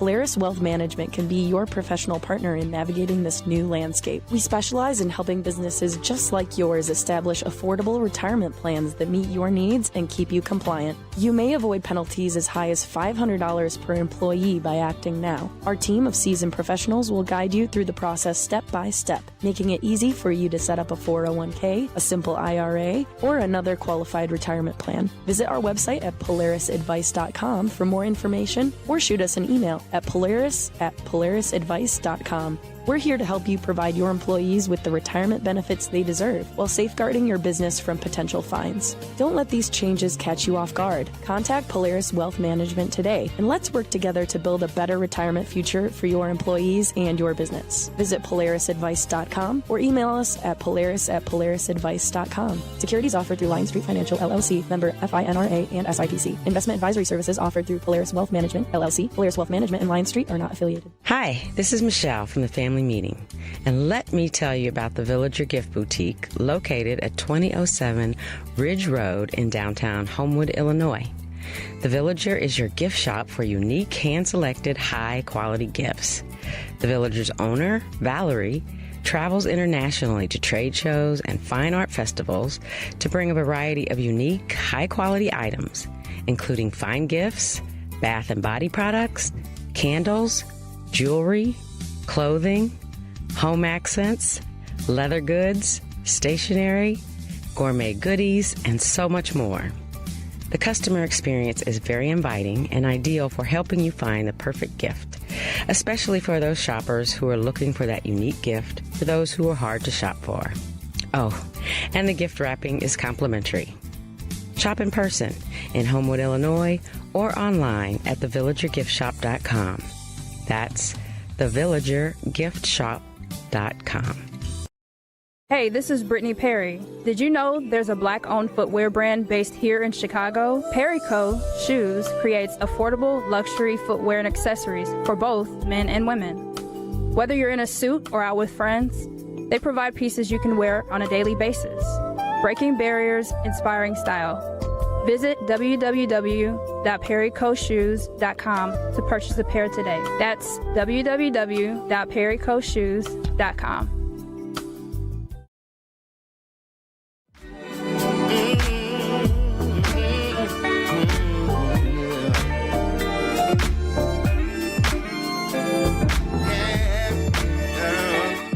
Hello, I'm Michael Hinton, assistant principal from Paul Revere. Go Raiders. Welcome back to the family meeting. Welcome back, welcome back, welcome back. Okay, so I have to tell you about my girl Carla, because it's another good story. Carla is one of the, first of all my friends are really, really smart, but Carla is what I call a student of the world. She studies everything. If it impacts her in whatever, in a small or a large way, she's going to learn everything about it. Like in the house she used to live in, she had to get new grass sod in her lawn, and she knows everything about grass now. She had to get her roof replaced. She knows everything about roofs. But anyway, this is a 30-year friendship, probably more now. I met her when I was one of 5 people that founded this group called Kansas City African American Progress Society, CAPS for short. We were a social group, but we were also a philanthropic group. So we partied a lot, but we did a lot of good for children, impoverished people. You know, it was a good group. And while we were growing, we had our first membership drive, and I want to say her full name, but I can't. Like I said, Sharon Turner Bowie, I can't. She doesn't care. Plus, anyway, but I'm not going to say Carla's whole name. Anyway, so as I said, she's really, really smart and got a great personality. She's one of those people that walks into a room and you just kind of look at her because she's got some kind of aura about her. It's very strange, very powerful. Anyway, so she's sitting in the audience. I'm the membership chair, of course, and I'm doing my little spiel. And Carla raises her hand and she's like, "What about this?" I answer the question, and she says, what about that? I answer that question, and she says, one more, what about him? And I answer that question. I don't know if she remembers this way, the same way I do. And I said, you know what? Why don't you just join CAPS, be a part of the membership committee, and then, you and I can change the world. And we've been friends ever since. That's my road dog right there. I love her. Just love her. So glad that you called, Carla Moore. All right. We have Brookfield on the line. Brookfield? Bob. Bob? Bob from Brookfield. I have my glasses on. I still can't see. Yeah, I'm here. I can't see either. That's okay. I just wanted to make a comment about the discussion you were having a few minutes ago about shaming the right wing, the GOP. Have they no shame? No, they have no shame. You cannot shame someone who has no shame, right? Who has no moral values, who doesn't know the difference between right and wrong, has no respect for other people. You cannot shame them because anything they do, they can justify in their mind. But you can embarrass them. That's the reason why ICE is pulling out of Minnesota, because of the optics. It doesn't look good. That's all Trump cares about. How does it look? Are we winning or are we losing? What does the optics say? Are we good or are we bad? And so as long as we keep making them look bad, look like they're losing, it's just like all the elections that we're winning in the southern states that Trump carried by double digits. Yep. He's embarrassed by that, and they are also the right wing. That's why they don't talk about it on Fox News. That's why nobody wants to say anything about it, because they're embarrassed. They're ashamed. And even when he's asked about it in a conference or something, he'll just blow it off. Oh, well, I don't know if that was really a good election. I don't think they counted the ballots. Or, he'll do all that same thing all the time. And so we have to embarrass them. But it's the same thing with the Epstein files. Why is it that they won't, bring out the Epstein files or discuss them? Because they're embarrassed about what they say and what they show. Yeah. So you've got to get away from the shame Are they thing. embarrassed or are they afraid of the consequences? Well, yeah, there's that as well with the Epstein files, especially, but it's what I'm saying. The point is that we got to get away from this idea that we're going to shame them. Aren't you ashamed of what you're doing? No, I'm not. No. In a word, no, I'm not ashamed at all. Yeah. So we got to stop going at them with that frame of mind. We have to go with embarrassing them. Say, Trump carried this election last time by double digits, and this person won, the Democrat won. Isn't that telling you something? Then you make them squirm a little bit. Now they have to search for an answer or to try and get away from it. And I think that's a big part of the approach that we need to have in fighting this battle. And so that's all. I just wanted to throw that your way. Bob, you were great. Thank you so much. Okay, thank you. Have a good afternoon. You too. Bye-bye. Bye. Okay, we still have some time, 773-763-9278. And I do have another point that I want to make when we come. No. A few more minutes. I was trying to sneak in a break. Okay, let me get down to it.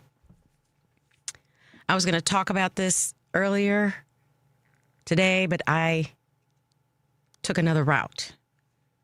And so maybe it is good that we're going to end the show in this way. It's not the most positive thing that I can say, but it's not negative either. It's an observation that I think we should pay attention to. That matters, I think. Remember, this is coming from me. And this is not a religious statement. It's more of a spiritual one. And I am convinced, just little old me, that we are in the middle of a battle between good and evil. I feel like you can see it clearly. When we are having conversations about what pedophilia means and when does pedophilia end and sex begins, that's a problem, right? Anything with kids in a sexual way, children, is abhorrent. But we are now, not you and I, anybody listening to me, but if you're looking on social media, if you're looking at crazy, what's her name with the blonde hair, who was on Fox, she's the one that started that argument. Megyn Kelly. She's the one, if you ever saw that clip of her saying, well, you know, they were 10 and 11 and, you know, that's not really, you know, all that. When we are traveling down a road like that, it's bad. That's because you can't tell me that that's not evil. That's evil.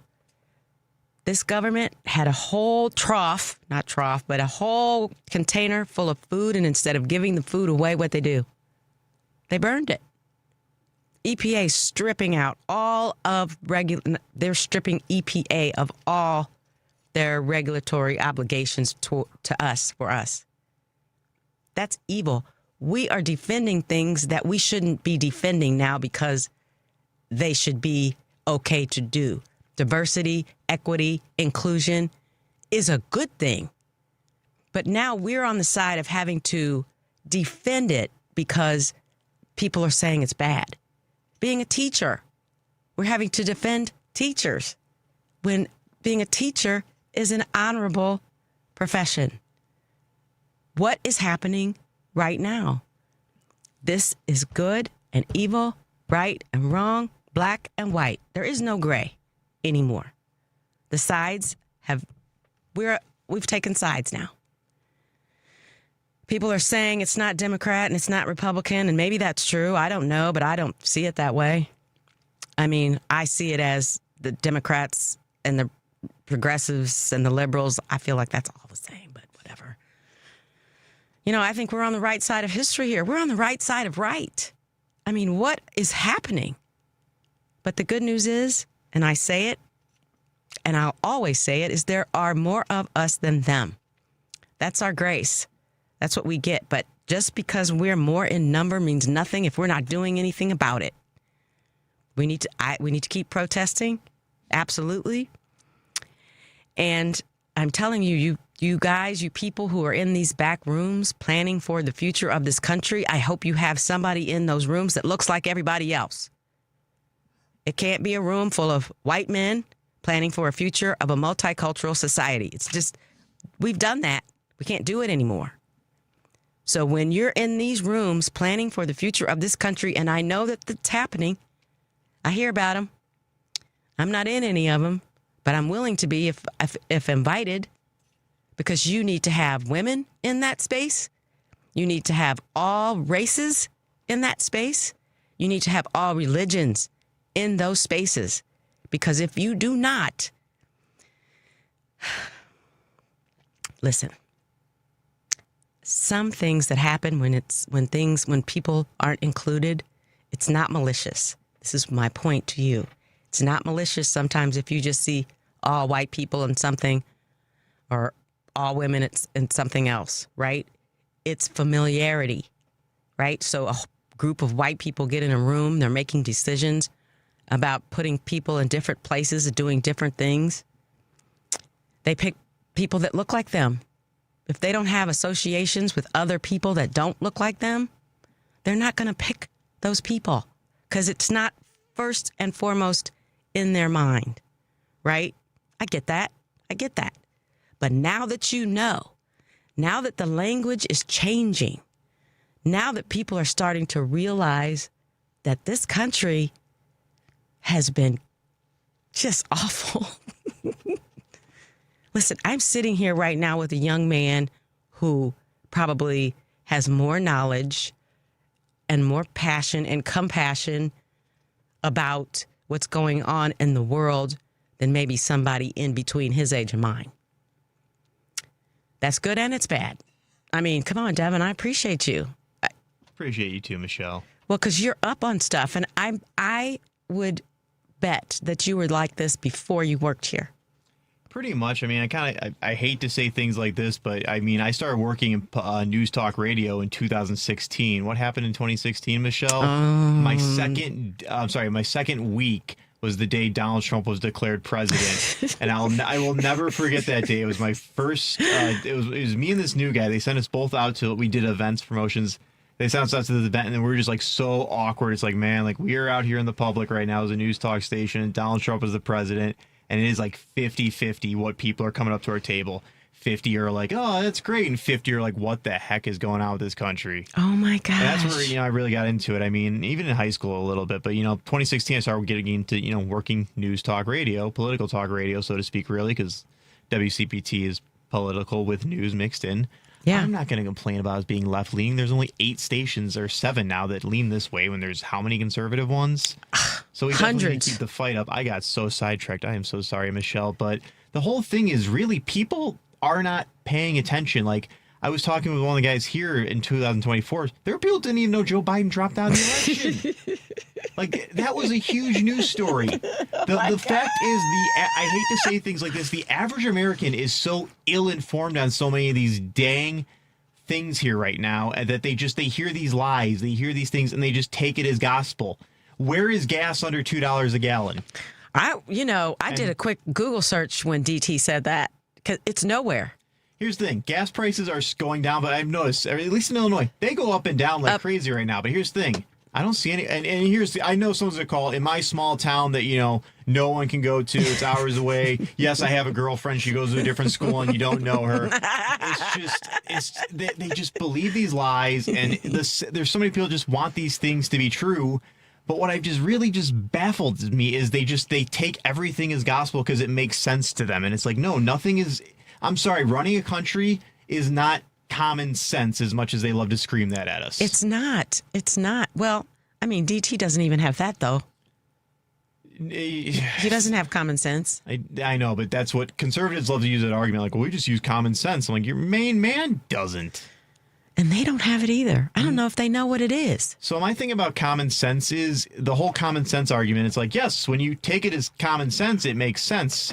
That totally makes sense. But when you actually peel the curtain back and look into it, it's like there are so many more factors going into all of this sort of just, I don't want to say garbage, but when you really look into everything, it's like, a banana soda or an onion. An onion. Peel back, and there's how many layers before you get to the, final, or like the pit of an avocado. It's like you got to really get into that. And conservatives they don't want to think there. They just want everything to be simple, black and white, so to speak. And that's just not the way it is. But hey, we live in a world where the attention span is what? How long is the average TikTok? A minute and 1 second? Like, that's how everyone wants. Is that how we measure? I'm convinced, because short term, I mean, I'm just as guilty. I scroll on my phone, and sometimes if something doesn't capture my attention in a couple seconds, I'm down to next. The average attention span is just so gone with people that there's so many things that happen that they don't even know about or remember, or they just did not give a care about. Like, you listen to what's being said and spewed out here, but I guarantee this whole Pam Bondi thing, within 2 weeks, it's going to be forgot about because Trump's going to go on Truth Social and talk about, I don't know. But that's the thing. This man is the art of distraction, and he won basically based on the culture wars and not the real issues. Thank you. And don't keep talking. I mean, keep talking because I lost my thought. How do we go to break? It was right there. We'll be right back.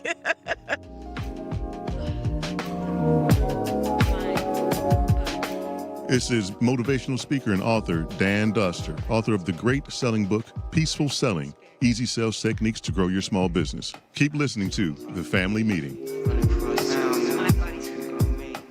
A 2016 study estimated that 13.1 million Americans were victims of identity theft last year. Fight back against your identity being stolen by signing up for Identity Guard. Identity Guard monitors your credit and identity information with alerts that can help you respond quickly if certain changes indicating fraudulent activity are detected, as well as help protect your computer from viruses, keylogging, and other serious threats. Plus, with Identity Guard's dynamic credit management resources and tools, you will have helpful information as you make better financial and credit decisions. Identity Guard includes $1 million identity theft insurance and lost wallet protection, and more if you ever do become a victim. Protect your ID for as little as $6 per month. Yes, that's only $6 per month by visiting lookaftermyid.com. That's lookaftermyid.com to securely sign up for Identity Guard today.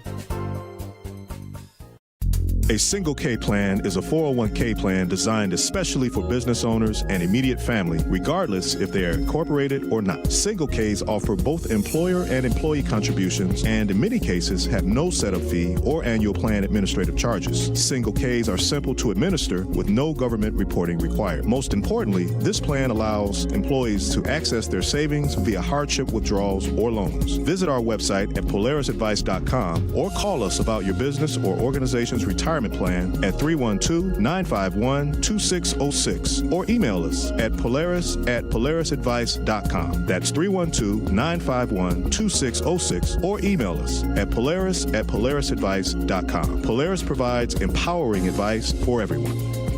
Securities offered through Lion Street Financial LLC, member FINRA, and SIPC. Investment advisor services offered through Lion Street Advisors LLC, registered investment advisors. Polaris Wealth Management and Lion Street Financial are not affiliated. Polaris is introducing a way for you to get empowering financial advice, save, and plan. If you are like a lot of people, you'd like to work with a financial planner, but don't know if you earn or have enough to invest. Save and Plan will allow us to work with nearly anyone from young professionals to retirees looking to travel the world. Save and Plan is simple. Just sign up to save on a systematic monthly basis directly from your account and gain access to a planner and our planning services. Once you sign up, Polaris gives you a customized financial plan, a real person to speak with, and information to help you make good financial decisions. Your dedicated planner is just an email or phone call away. Save and Plan offers empowering advice for everyone. Visit us at polarisadvice.com. Call us today at 312-951-2606 or email us at polarisadvice.com. That's 312-951-2606 or email us at polarisadvice.com. Save and Plan, empowering advice for everyone. Securities, insurance, and advisory services offered through FSC Securities Corporation. Member FINRA, SIPC. Insurance services offered through Polaris Insurance Agency, Inc., which is not affiliated with FSC Securities Corporation. I'm Richard Chu with First Capital Insurance Group, and my website is www.firstcig.com. Welcome back to the family meeting. And we are back. We might have time for one more call, 773-763-9278. But before that happens, let's talk to Kevin. Hi, Kevin. Hi, Michelle. Devin, are you there? I'm right here, Kevin. Hey, listen, I didn't initially want to go on the air with this, but as I've been listening to the two of you today, there's something, there's a real chemistry and something magic about the two of you together. You're both so informed and yet unaffected, unpretentious. There's a kindness. There is a willingness to express self-doubt, but then you also have a backbone on things that are important. I'm just really appreciating the show today. Well, thank you, Kevin. That is so sweet. You know, I love Devin. I love me some Devin. Can I interrupt just? Yes. I didn't want this to come across as just a compliment. I think somebody needs to hear what I'm saying, and I bet you that there's 1,000 people ready to call to say the same thing. Someone at the station there needs to listen to your show today, and I think they might have a new combination. Oh, well, thank you. That's very, very kind. Thank you so much. Sure. My pleasure. Okay. Have a great day. Keep up the good work. Thank you. Thank you. Thank you, Kevin. Bye. You're welcome, Deb. Let me just, I'm going to talk about you. So, you know, I'm a straggler. I just came up one day and I was here. And Devin is always just, I wish you guys, can they see your face? They can't see your face, can they? Let me see if I can make it work.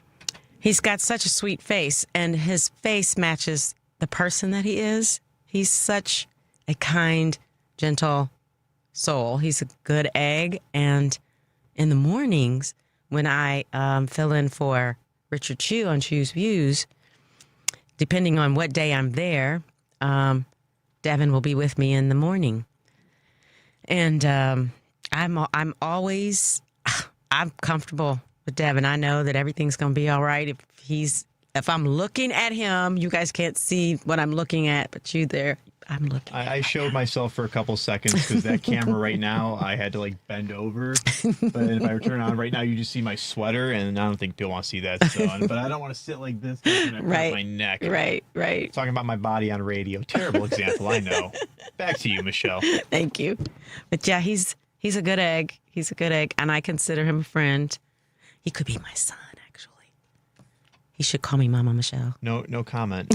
I don't think you want to hear what is going through my mind. 'Cause Smart man. I know things, but I'm like, no, we're not gonna air dirt. I don't even just laundry. I'm like, not to get dirty laundry. I'm like, I'm not gonna admit that I know how old Michelle is. It doesn't bother me. It is what it is, right? I don't deny any days that the good Lord has given me. That's the way I see it. Mm-hmm. So yeah, 62. Gonna be 1 year older this year. Yeah, you are older than my mom. Thank you, Devin. That's what I didn't want to say, but again, though. Well, like of course, said, you all were those born years. yesterday. The way I see it, Michelle, this is the thing that people never seem to understand, especially with women. They always say they're younger than they are. I say just say you're older than you are, because you're always going to get compliments then. But again, you do not look 62. Oh, thank you. You are welcome. He's such a lovey one. I'm just being. Look at the camera. I guarantee the YouTube audience will agree with me. Okay, before we go, I'm going to do something, if you don't mind. Absolutely. So, Eric doesn't let me do this, and I can't see the people who are listening to us on the radio or the app, but I can see the people in the YouTube. I can see you. So I want to take a moment to thank all of you. I want to thank ND Armor. Tamara, girl, I see you every week. Appreciate you so much. Ed the second, thank you for telling me it was Jim Carrey. I'm seeing that now. JBNX3EL, thank you. DSZT9KV, thank you. Sunshine Chicago, yes, thank you. Doja Pro, you guys are just at 95. Angel Star, Peter Drummond, Gimp Thorpe, appreciate you. Truth Fighter 2. You guys, Mr. Travel for Nuttin. He's in it. Busy W69. I'm reading your names because here's what I say. I say it on Richard's show when I'm there, and I'll say it here. You can be and listen and do anything else today. You could have made a complete different choice. And I don't know, if I were you, I might have. But you guys, those who stayed, you stayed. I appreciate you so much because, again, I get it. You don't have to. You can go and it's pretty today, too.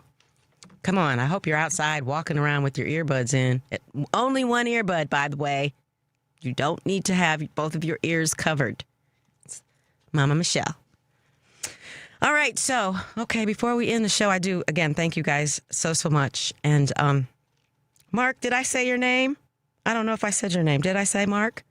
I don't know, but I see. Thank you, Mark. Okay, so before we end the show, again, I just want us to pay attention to what's unfolding now. I want us to be with our allies and excavate all of this nastiness so that we can get beyond it. It's time for this country to go into therapy. As Devin said while we were off the air, people are in abusive relationships and don't even know it. This is an abusive relationship we're having with this country now. So what we need to do before we can even move forward, and as Eric said last week, how do we repair it? We do have to repair what's happened in this country in order for us to move forward, right? We have to acknowledge it. We have to accept that it happened. And you know the it is, right? Does everybody know what I'm talking about? Slavery, racism, all that, right? What we consider the foundation of this country is cruel. It's evil. It's barbaric, right? But that's the reality of the situation. Unless we talk about it, admit it, own it, then we can move on. We can hold hands, sing Kumbaya, and skip down the street. But it's not, if we keep keeping our feelings and our anxieties and our frustrations inside, we're never going to get to the point to figure out that ultimately we all want the same thing. We all want to be safe. We all want food on the table. We all want a roof over our head. And we want to be able to go to the freaking doctor without losing all of our money. Right? We all want the same thing. And you know what? If you want to silo yourself and sequester yourself in your own neighborhood or whatever, you can do that too. But when you're out in the world and we're amongst each other, we have got to figure it out. We've got to figure out how to live, how to get along. I believe that most people are inherently good. I think we come here good. I think life kicks us in the behind, or our parents do, or whatever, and we become jaded and hateful. All of these people in this administration or this regime, none of those people are happy. They're not happy in their relationships. They're not happy unless they're hurting people. That's what brings them joy. Back to my original point, good and evil. We are at war, people. But the good news is good always wins. It may take some time, and there's going to be some collateral damage. There's already been collateral damage. But one of our callers today, was it David or Cedric? I can't remember, said, I'm afraid there's going to be more. And it could be one of us. That's how wide open it is. You know, we could be walking down the street, you, me, even Devin, and somebody could come and scoop us up, and nobody knows where you are, and you can't call anybody. That's where we are right now. They're disappearing people. So we need to stay aware, awake, woke, whatever. That's the other thing. Why is that a problem? To be awake, to be aware. Why is that a bad thing? You know why? Because they can't treat you bad, put you in a corner, put shackles on you, throw bread at you, a piece of bread at you, and tell you to call it a day. That's what they can do to you when you are not woke. You will take anything because you don't know any better. What's the opposite of woke, Michelle? Asleep. Exactly. And that's what we want you to do. Just be sleeping and pretend every bad thing's just a dream. Yes. Or have the ostrich syndrome that I like to call. Stick your head in the sand and, wait till the storm blows away and then pop your head back up again. We don't get that luxury anymore. Those days are over. We got to fight. We have to be present.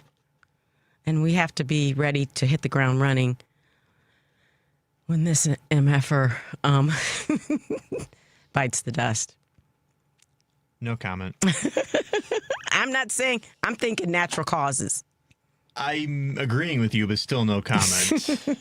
I mean, I heard apparently he has a wheelchair now when he goes golfing. And I heard apparently now he struggles to golf. And if we did hear a couple weeks ago, he was pooping himself. I can't say the words I want to say. He's been doing that, though, for years. And that's the even scarier thing, because I'm like, oh, he's 80 years old. I didn't know even back when he was on The Apprentice that was a problem. He was doing that then. What did you do?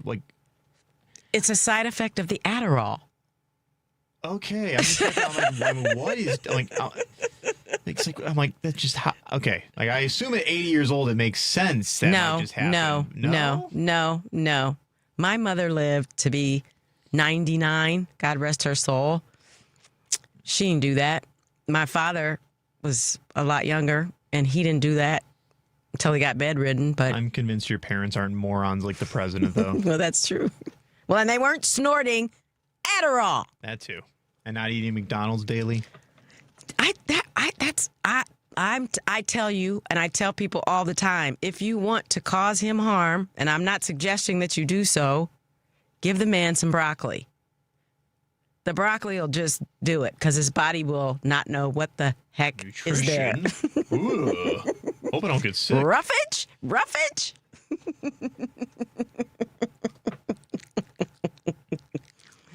All right, Devin, anything else? It's your show. I guess follow Mom Michelle's advice, everyone. Eat some broccoli. I love broccoli. And I kind of wanted to say this. Richard Chu likes to end every show with take a deep breath and make your life count. I say, guys, do what me and Michelle do. Just sit back and don't be afraid to laugh. I feel that's how we stay positive, Michelle. You and I are always laughing when we're together, and I think that's what really gets us through all this poop show, I guess I'll call it. That is a poop show, literally and figuratively. I tell you. Thank you so much. You're welcome, I Michelle. appreciate you. You guys, thank you for this Sunday. Don't talk really bad about me to Eric next week. Don't send him emails saying, never have her back on to do the show by herself again. Just come on, give me a break. I mean, or it'll be like, Eric, you need to take more time off. That won't be it, I know. Oh, you give yourself some credit, Michelle. The people love you. And if they don't, I do. Thank you. Mwah. Any closing comments? Just you guys have a great week, a great safe week. Enjoy the rest of this gorgeous day. And I'm so grateful for all of you. Thank you for listening to me today. We're out.